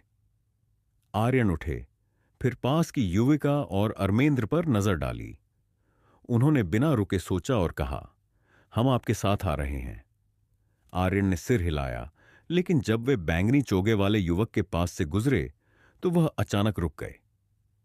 एक और सुझाव सुनना चाहोगे? युवक ने जल्दबाजी में हाथ जोड़ा। कृपया अपनी बुद्धि न रोकें। उसने अपना रवैया पहले ही ठीक कर लिया था। अब वह आर्यन के साथ एक साधारण व्यक्ति जैसा व्यवहार करने की हिम्मत नहीं कर सकता था। आर्यन ने बेपरवाही से कहा, तुम्हारे अधीनस्थों के लौटने के बाद तुरंत अपने निवास पर लौट जाना। प्रीफेक्चुरल कैपिटल पहुंचने से पहले उस चारू लड़की से दोबारा न मिलना। बैंगनी चोगे वाला युवक अवाक रह गया और उसे थोड़ा असहज महसूस हुआ। उसने सोचा कि आर्यन उसे भटके बिना रहने की चेतावनी दे रहा है, ताकि कोई अतिरिक्त हत्या का प्रयास न हो। आर्यन ने उसे तुरंत भांप लिया और आह भरे बिना न रह सका। तुम गलत समझे हो। अगर मैं गलत नहीं हूं तो उसका तुम्हारे लिए एक छिपा हुआ एजेंडा है। एक छिपा हुआ एजेंडा? युवक अकड़ गया और उसके दिल में संदेह की लहरें उठने लगीं। लेकिन इससे पहले कि वह कोई सवाल पूछ पाता, आर्यन युविका और अरमेंद्र को लेकर वहां से चले गए। जब वह सीढ़ियों पर पहुंचे तो आर्यन की आवाज दूर से आई, अपनी मार्शल चाची किंजल को बता देना कि वह आज रात जिस बात पर सहमत हुई थी उसे भूले नहीं। युवक पहले चकित हुआ, फिर हैरान। यह आदमी, क्या उसने मार्शल चाची किंजल पर अपनी निगाहें टिका दी हैं? समूह सीढ़ियों से नीचे उतर गया, जहां युद्ध के सबूत थे। लाशें जमीन पर बिखरी पड़ी थीं और दीवारों और फर्श पर खून के छींटे थे। हालांकि ज्यादातर लाशें स्पिरिट जानवरों की थीं, जो सभी आकार, प्रकार और रंगों के थे। इस नरसंहार से गुजरना अरमेंद्र की समझ का विस्तार कर गया, लेकिन ऐसा लग रहा था जैसे आर्यन ने उसे देखा भी नहीं। ये स्पिरिट जानवर सभी टियर 1 और 2 के थे, बीच बीच में टियर 3 याव भी थे। उनमें से सबसे मजबूत भी पीक ब्लड सर्कुलेशन रियल्म के मार्शल कलाकार के बराबर ही था। उनमें से कोई भी आर्यन के ध्यान देने लायक नहीं था। जब वे अपने अस्थायी निवास 9वें मंडप में लौटे तो आर्यन सीधे अपने कमरे में गए। उनकी आत्मा थक चुकी थी और उन्होंने आज खेती नहीं की थी। उन्हें हर उपलब्ध क्षण को पकड़ना था। महान इच्छा शक्ति आपके दिन प्रतिदिन के जीवन में किए गए छोटे विकल्पों के माध्यम से प्रकट होती है। खेती भी कुछ ऐसी ही थी। इसके लिए एकाकीपन और नीरसता को सहने की आवश्यकता थी, लेकिन साथ ही इसके लिए चिंतन और आत्म अनुशासन की भी आवश्यकता थी। तभी आप दिन प्रतिदिन स्थायी रूप से लगे रह सकते हैं। आर्यन के स्वभाव के साथ वह अपनी दैनिक खेती को तब तक नहीं छोड़ते थे जब तक कि वह वास्तव में अपनी स्थिति से बाहर नहीं निकल सकते थे। दूसरे शब्दों में, आर्यन दुनिया के ज्यादातर मामलों को जाने दे सकते थे, लेकिन उन्होंने हमेशा अपनी खेती पर पूरा ध्यान और प्रयास दिया। समय गुजरता गया। देर रात तक लड़ाई आखिरकार शांत हुई। यशवंत लड़ाई में घायल हो गया था और उसके 37 अभिजातों में से 11 मारे गए, जबकि बाकी सभी को अलग अलग स्तर की चोटें आईं। 800 बंदी जानवरों में से 100 से अधिक मर गए, जबकि कुछ ने अराजकता का फायदा उठाकर नदी में भाग गए। अंत में केवल 500 को ही फिर से पकड़ा गया और उनके पिंजरों में लौट आया गया। साथ ही 5 भावी हत्यारे लड़ाई में मारे गए, 3 को जिंदा पकड़ लिया गया और शेष 6 ग्रेट अजूर के पानी में भाग गए। आज रात की लड़ाई का पटाक्षेप होने के बाद ही यशवंत ने जांच की और पता चला कि टावर शिप इतनी तेजी से क्यों हिल रहा था। वे नदी के आर पार फैली विशाल जंजीरों से टकरा गए थे। जंजीरें पूरे रास्ते फैली हुई थीं और वे लगभग 10 थीं, जिनमें से प्रत्येक एक पेड़ के तने जितनी मोटी थी। सभी पानी के नीचे थीं, जिससे उन्हें ढूंढना मुश्किल था। इससे यशवंत यह निर्धारित कर सकता था कि उनके दुश्मन काफी समय से इस घात को तैयार कर रहे थे, अन्यथा वे इतने कम समय में पूरी नदी को खींचने और अवरुद्ध करने के लिए इतनी बड़ी जंजीरें नहीं लगा सकते थे। सौभाग्य से नाव को नुकसान न्यूनतम था। अगर जहाज डूब जाता तो उनका नुकसान अकल्पनीय होता। पहला मंडप। मोमबत्ती की रोशनी ने किंजल के सुंदर लेकिन पीले चेहरे को रोशन किया। उसकी त्वचा से हल्की चमक आ रही थी और उसकी पोनीटेल खुल गई थी। उसके लंबे बाल बिखरे हुए थे। उसके आलस्य के बीच थकावट का भाव था। उसने पहले ही कई रिकवरी दवाएं ले ली थीं और वह इस समय ध्यान कर रही थी। पास ही बैंगनी चोगे वाला युवक अपने अधीनस्थ दिनेश की रिपोर्ट सुन रहा था। उसका भाव तेजी से बदल रहा था। अंत में उसकी आंखों में बर्फीली रोशनी चमक उठी।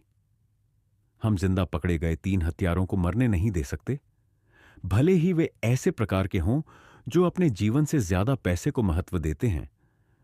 हमें उनके मुंह खुलवाने होंगे और पता लगाना होगा कि वे किसके लिए काम कर रहे थे। दिनेश ने गंभीरता से कहा, जी श्रीमान। मनीष को गार्डन ऑफ ब्लॉसम की चारू की जांच करने के लिए भेजो। अभी के लिए उसे सतर्क न करें। सब कुछ गुप्त रूप से होना चाहिए।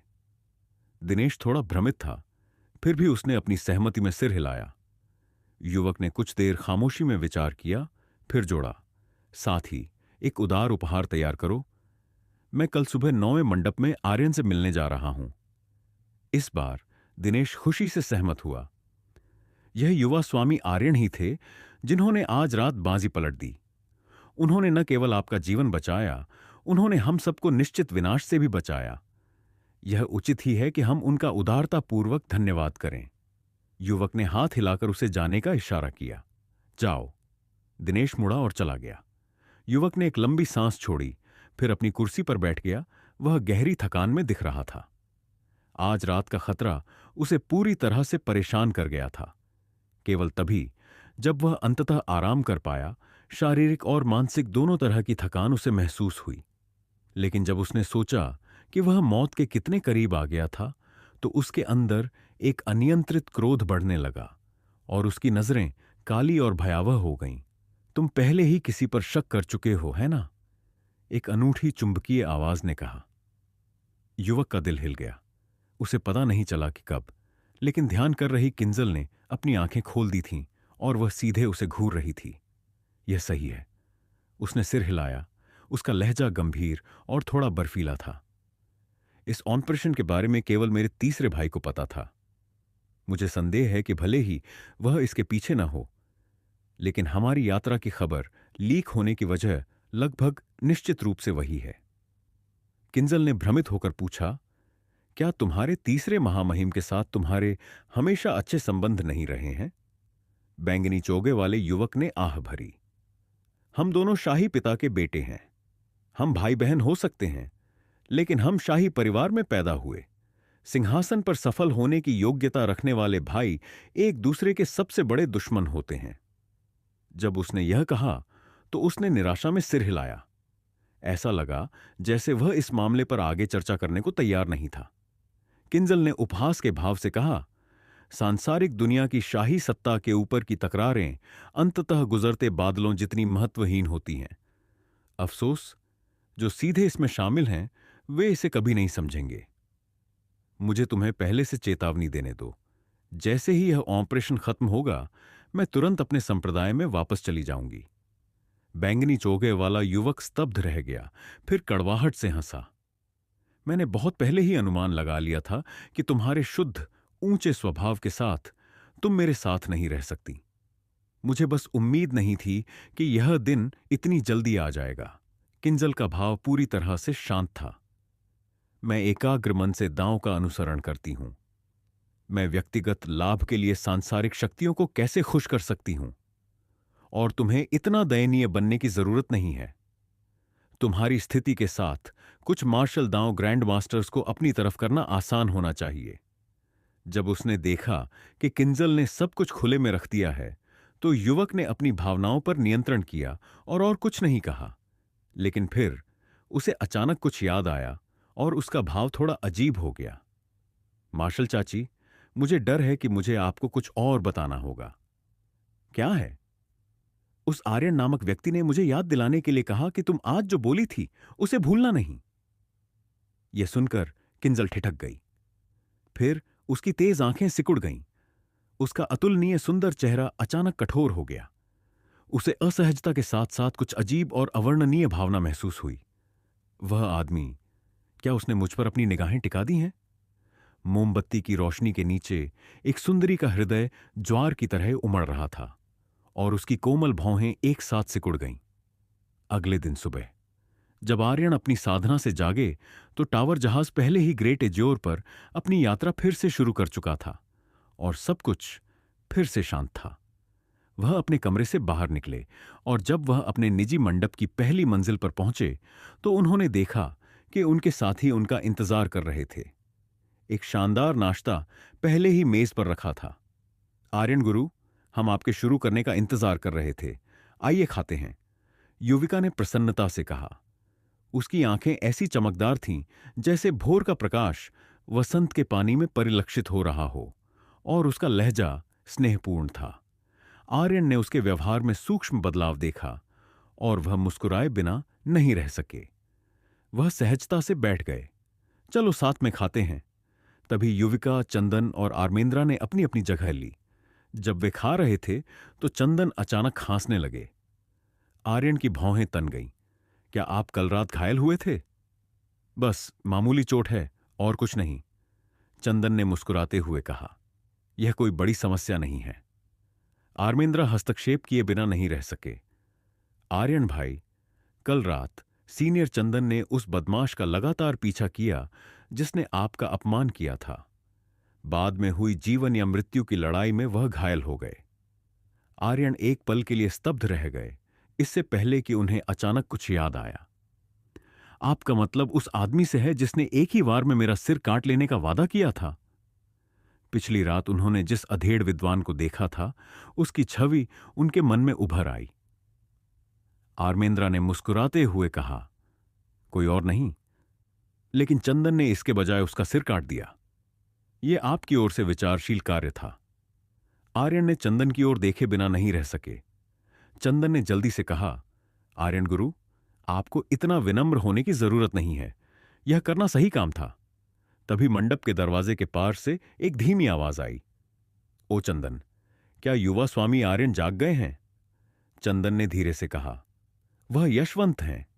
आर्यन गुरु, वह पहले से ही जानते हैं कि कल रात क्या हुआ था। अगर मैं गलत नहीं हूं तो वह आपको धन्यवाद देने आए हैं। यह कहकर चंदन अपने नए मेहमान का स्वागत करने चले गए। खाते समय आर्यन ने युविका को आदेश दिया, मुझे बताओ कि कल रात क्या हुआ था। उनका लहजा शांत और स्वाभाविक था। युविका ने तुरंत अपना कटोरा और चॉपस्टिक्स नीचे रख दिए। फिर एक एकांत घाटी से चहकते हुए पक्षी के समान लहजे में बोली। जब आर्मेंद्रा ने यह देखा तो वह आर्यन की प्रशंसा किए बिना नहीं रह सके। यह युआन परिवार का मोती है, क्लाउड रिवर प्रीफेक्चुरल कैपिटल में प्रसिद्ध छोटी राजकुमारी। लेकिन आर्यन भाई उससे ऐसे बात कर रहे हैं जैसे वह कोई सेविका हो। ऐसी बात पर कौन विश्वास करने की हिम्मत करेगा? युविका का व्यक्तित्व कितना घमंडी और अनुचित है। उसने तो युवा स्वामी युवराज को उनके पारिवारिक गहनों पर लात मारने की भी हिम्मत की थी। लेकिन आर्यन भाई के सामने वह पूरी तरह से विनम्र और आज्ञाकारी है, और उसके चेहरे को देखकर लगता है कि वह उसे पसंद करती है। एक लाड़ प्यार वाले रंगीन मिजाज और ग्वांगलिंग शहर के वेश्यालयों और फूलों वाली नावों के लगातार संरक्षक के रूप में आर्मेंद्रा इसे नजरअंदाज नहीं कर सकते थे। वह बता सकते थे कि अगर आर्यन दिलचस्पी लेते तो युविका उनके चंगुल से नहीं बच पाती। वह उसे आसानी से जीत लेते। बेशक आर्मेंद्रा उसकी प्रशंसा करता था। वह खुद को महिलाओं को रिंजाने का पुराना खिलाड़ी मानता था और उसे अपने दृष्टिकोण पर भरोसा। लेकिन अब आर्यन एक पहाड़ की तरह ऊंचा दिखाई देते थे। आर्मेंद्रा केवल उन्हें ऊपर ही देख सकता था। अगर आर्यन भाई खेल खेलना चाहते तो मुझे डर है कि परियां और अमर सौंदर्य भी सीधे उनकी बाहों में आ गिरेंगी। कदमों की आहट पास आ गई, जिससे आर्मेंद्रा के बिखरे हुए विचार बाधित हो गए। जब उसने ऊपर देखा तो उसने मजबूत, गंभीर और दृढ़ यशवंत को चंदन के साथ चलते हुए देखा। आर्यन गुरु, आपको उठने की जरूरत नहीं है। मैं केवल अपनी कृतज्ञता व्यक्त करने आया हूं। जैसे ही मेरा काम खत्म होगा मैं चला जाऊंगा। जब उन्होंने देखा कि आर्यन उठने वाले हैं तो यशवंत ने जल्दी से उन्हें वापस बैठने का इशारा किया। फिर उसने अपनी मुट्ठी बांधी, बाहों को पार किया और कमर पर झुककर गंभीरता से प्रणाम किया। वह वास्तव में सीधे सादे प्रकार के व्यक्ति थे, यहां तक कि उनकी कृतज्ञता भी स्पष्ट और सटीक थी। थोड़ी देर शिष्टाचार की बातों के बाद वह मुड़े और चले गए, लेकिन चंदन खुद में नहीं थे। उन्होंने भावना से आह भरी, आर्यन गुरु, यशवंत ने अभी जो झुककर प्रणाम किया वह ग्रीन प्लेट सेना का सर्वोच्च औपचारिक सम्मान है। यह एक महान उपकार का प्रतिनिधित्व करता है जिसे अभी तक चुकाया जाना बाकी है। एक दयालुता जिसे हर समय याद रखना चाहिए। यह इस बात की अभिव्यक्ति है कि वह आपको चुकाने के लिए तैयार हैं, चाहे कुछ भी हो जाए, भले ही इसमें उनकी जान चली जाए। आर्यन आश्चर्यचकित हुए बिना नहीं रह सके। उन्होंने सिर हिलाया। उनके जैसा व्यक्ति प्रशंसा के योग्य है। अपने जाने से ठीक पहले यशवंत ने एक उदार उपहार, स्पिरिट वाइन का एक जार भेंट किया। इस वाइन को ब्लिजार्ड स्ट्राइड कहा जाता था और स्पिरिट मार्शल मार्क्विस चंद्र प्रताप ने इसे खुद बनाया था। उन्होंने टियर 4 स्पिरिट जीवों के रक्त सार में 16 प्रकार की आध्यात्मिक औषधियों को भिगोया। फिर उनके तीखे ठंडे ऊर्जाओं को अवशोषित करने के लिए जारों को बर्फ और हिम में गहरा दबा दिया। वाइन पूरे 1 दशक के बाद ही पूर्ण परिपक्वता तक पहुंची। वाइन में उमड़ती आध्यात्मिकता और जीवन शक्ति थी। यह साधारण टियर 2 औषधियों से कहीं बेहतर थी। इस तरह के वाइन के एक जार का मूल्य अनुमान लगाना असंभव था। ब्लिजार्ड स्ट्राइड, जबरदस्त हवाएं और बर्फ, आत्मविश्वास के साथ नीचे उतरना। यह नाम वास्तव में काफी असाधारण है, आर्यन ने सोचा। उन्हें इतना उदार उपहार भेंट करना इस बात को स्पष्ट करता था कि यशवंत कितने आभारी थे। आर्यन ने जार खोला और एक प्याला डाला। तरल चमकीला, साफ लाल रंग का था, अमृत जैसा चमकदार, और उसमें अत्यंत शक्तिशाली मादक सुगंध थी। तुमने मेरे लिए मेरे दुश्मन का सिर काट दिया, इसलिए मुझे किसी और के फूलों को बुद्ध को भेंट के रूप में उधार लेने की अनुमति दो। इस वाइन को मेरे सम्मान के प्रदर्शन के रूप में मानो। आर्यन ने गिलास उठाया, फिर उसे चंदन को दे दिया। चंदन हैरान और खुश थे। उन्होंने जल्दी से इसे स्वीकार कर लिया। अपनी वाइन उदारतापूर्वक साझा करने के लिए धन्यवाद। आर्यन ने लापरवाही से कहा, विनम्र होने की जरूरत नहीं है, यह तुम्हारे घावों को भरने में मदद करेगा। जब उन्होंने युविका और आर्मेंद्रा को दयनीय रूप से अपनी ओर घूरते देखा तो वह मुस्कुराए बिना नहीं रह सके। यह वाइन बहुत शक्तिशाली है। अगर तुम इसे अब भी पीते हो तो तुम्हें बाकी दिन साधना में बिताना पड़ेगा। शाम का इंतजार करते हैं, फिर साथ में पीते हैं। युविका और आर्मेंद्रा मुस्कुराए और सहमत हुए। कुछ देर बाद बैंगनी वस्त्र वाला युवक और किंजल भी उनसे मिलने आए। युवा स्वामी आर्यन, सौभाग्य से आप कल रात हमारी मदद के लिए वहां थे। यह आपकी वजह से है कि हमने एक बड़े संकट को टाल दिया। यहां एक मामूली उपहार है, मेरे सम्मान की निशानी। कृपया इसे स्वीकार करें। जैसे ही उसने दरवाजे से कदम रखा, बैंगनी वस्त्र वाले युवक ने दोनों हाथों में एक उपहार बॉक्स पेश किया। जब उसने देखा कि आर्यन ने कोई आपत्ति नहीं की, तो आर्मेंद्रा अपने पैरों पर उछल पड़ा और उसे स्वीकार कर लिया। इस बीच चंदन मुस्कुराए और युवक और किंजल को बैठने के लिए आमंत्रित किया। जब वे छठे राजकुमार का सामना कर रहे थे, तो युविका और उनके साथी भी सामान्य से अधिक संयमित थे। लेकिन आर्यन बस आराम से बैठे रहे, जैसे उन सब से उनका कोई लेना देना नहीं था। क्या आपने अपनी जांच पूरी कर ली है? मैं इसे रहस्य नहीं रखूंगा। कल रात की पूछताछ के बाद हमने पहले ही निर्धारित कर लिया है कि सभी हत्यारे स्टारबेन अलायंस के थे। युवक ने गंभीरता से कहा, वे एक भूमिगत संगठन है जो साम्राज्य के अंधेरे पेट में निष्क्रिय पड़े हैं। उनके अधीन विशेषज्ञ सभी जघन्य दुष्टकर्मी हैं। किसी ने उन्हें इस ऑपरेशन को अंजाम देने के लिए काम पर रखा था। उनके ग्राहक ने 10,000 टाइल सोने, 100 आध्यात्मिक औषधियों के डंठल, 10 प्रोफाउंड ग्रेड गुप्त ग्रंथ, साथ ही एक स्वर्ग ग्रेड कल्टीवेशन तकनीक का वादा किया था। जब उन्होंने देखा कि युवक के पास और भी कुछ कहने को है, तो आर्यन ने उसे बीच में ही रोक दिया। उन्हें किसने काम पर रखा? बैंगनी वस्त्र वाला युवक तुरंत थोड़ा अजीब दिखने लगा। वे भी नहीं जानते थे। उन्होंने एक गुमनाम बिचौलिए के माध्यम से अपने ग्राहक से संपर्क किया था। आर्यन ने कुछ ऐसा ही अनुमान लगाया था, इसलिए उन्हें यह अजीब नहीं लगा। तो आपको क्या लगता है कि उन्हें काम पर रखने वाला मास्टरमाइंड कौन है? वह बैंगनी वस्त्र वाला युवक हिचकिचाया, फिर कहा, मेरा अनुमान है कि इस घटना का पता मेरे तीसरे भाई से लगाया जा सकता है। तीसरा राजकुमार? युविका और चंदन ने एक दूसरे को देखा। उनके चेहरों पर सदमा लिखा था। राजकुमारों के बीच संघर्ष? मुझे डर है कि यह एक और उत्तराधिकार संघर्ष है। आर्यन ने सिर हिलाया। यह एक सांसारिक राष्ट्र था। इसके मार्शल आर्टिस्ट भी शाही सत्ता को परम शक्ति मानते थे और वे इसके लिए पागल हो जाते थे। बैंगनी वस्त्र वाले युवक ने सोचा, फिर अचानक उठा और अपनी मुट्ठी बांधी। युवा स्वामी आर्यन, अब सच्चाई छिपाने की जरूरत नहीं है। मेरा पूरा नाम जोरावर है और मैं वंश की सीधी रेखा में छठा राजकुमार हूं। कल रात मैंने आपकी अद्वितीय मुद्रा देखी और मैं राजकुमार के बात पूरी करने से पहले ही आर्यन हंसे। आप चाहते हैं कि मैं आपके लिए काम करूं? जोरावर का भाव गंभीर था, उनके शब्द सच्चे थे। आपके समर्थन से मैं पंख लगे हुए बाघ जैसा हो जाऊंगा।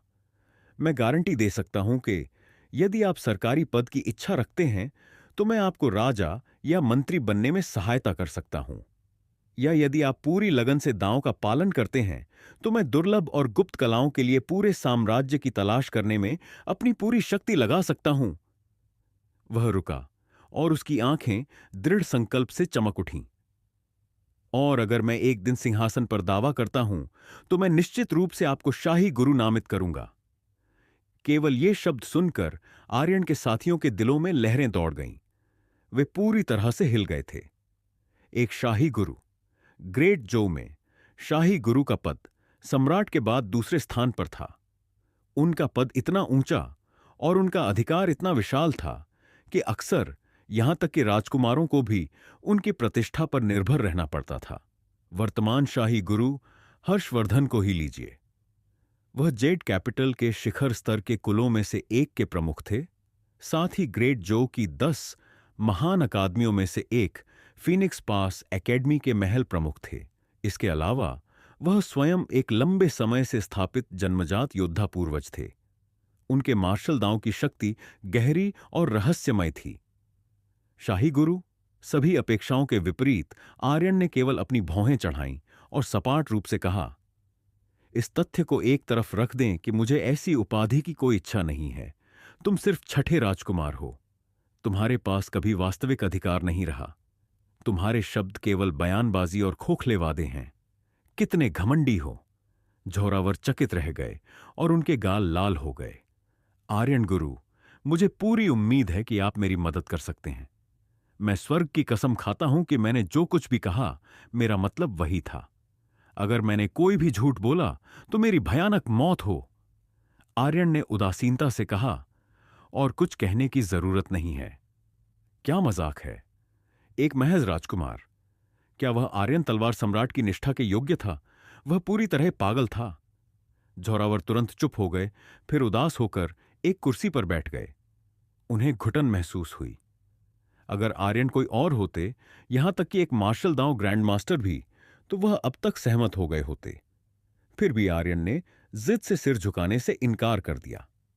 इससे अनिवार्य रूप से राजकुमार थोड़ा निराश हो गया। इस पूरे आदान प्रदान को देखने के बाद युविका, चंदन और आर्मेंद्रा ने मन ही मन दुख व्यक्त किया। जिस तरह से उन्होंने इसे देखा, झोरावर ने एक बहुत बड़ी गलती की थी। वह बस यह नहीं समझ पाए कि आर्यन नश्वर लोक में भटकते हुए एक गिरे हुए अमर की तरह थे।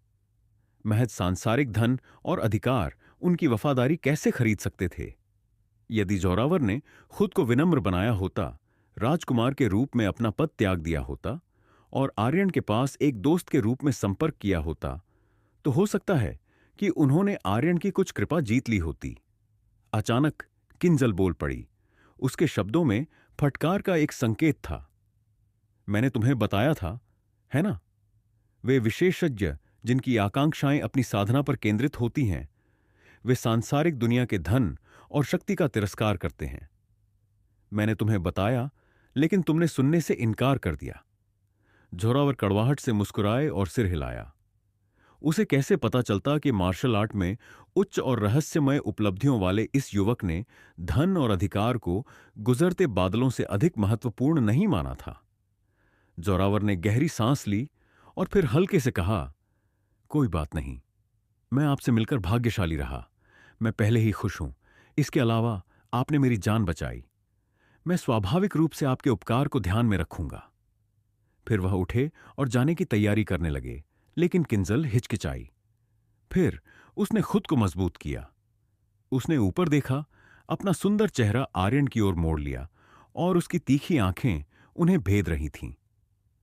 मैं जानती हूं कि मैंने कल रात क्या कहा था और मैं अपना वादा निभाने का इरादा रखती हूं। मुझे बताओ, तुम मुझसे क्या करवाना चाहते हो? उसका लहजा निर्णायक था, जैसे कोई दोषी सज्जा का इंतजार कर रहा हो और मानसिक रूप से मौत की तैयारी कर रहा हो। अचानक सभी के भाव अजीब हो गए।